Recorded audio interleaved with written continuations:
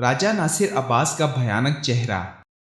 اسلام آباد national press club کے سامنے کئی اشروں سے بھوک ہڑتال کا ڈرامہ رچانے والا راجہ ناصر عباس کے بھیانک چہرے سے نقاب الٹ دیا اپنے گھر کے بیدی نے۔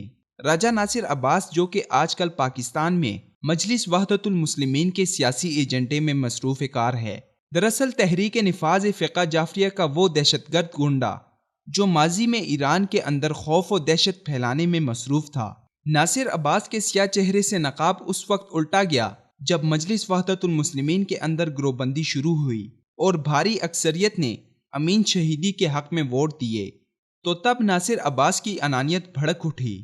اس نے امین شہیدی کے خلاف علم بغاوت بلند کیا، جس کے رد عمل میں شہیدی گروپ کی طرف سے قتل کی دھمکیاں ملنے لگیں۔ راجہ ناصر نے ایران بھاگنے میں عافیت جانی، لیکن اس میں فائدہ امین شہیدی کا تھا، کیونکہ پاکستانی شیعہ کمیونٹی اسے متفقہ لیڈر بنا لیتی۔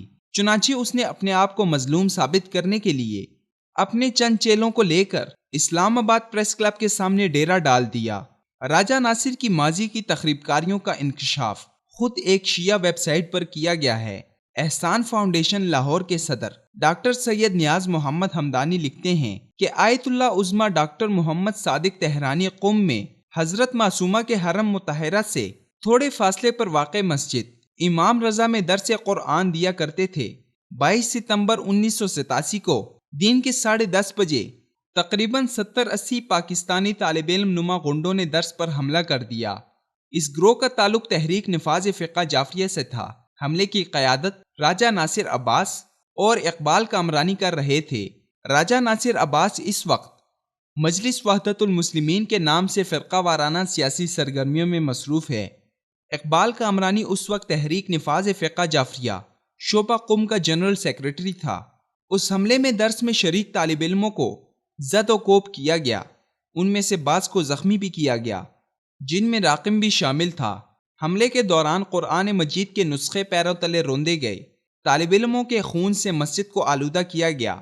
بیہودہ نعرے بازی اور دہشت گردی کی اس کارروائی سے مسجد کے تقدس کو بھی پامال کیا گیا۔ 22 ستمبر 2011 کو پہلی بار اس واقعے کو سوشل میڈیا پر نشر کیا۔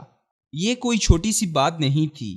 ہمارے عوام جو عام طور پر علماء، امامہ اور ابا و قبا کے تقدس کے قائل ہیں، ان کے لیے یہ خبر ایک بہت بڑا جھٹکا تھی۔ حملہ آور دہشت گردوں کی جماعت اور ان کی لابی کے لیے بھی یہ بات قابل ہضم نہیں تھی، لہٰذا بہت بحث و تکرار بھی ہوئی۔ مزید لکھتے ہیں کہ کس قدر عجیب بات ہے کہ اسرائیل مسجد اقصیٰ کی بے حرمتی کرے تو ریلیاں نکالو، مذمت کرو، شور مچاؤ۔ بھارت بابری مسجد گرائے تو جلوس نکالو، مذمت کرو، احتجاج کرو، سوشل میڈیا پر تشہیر کرو۔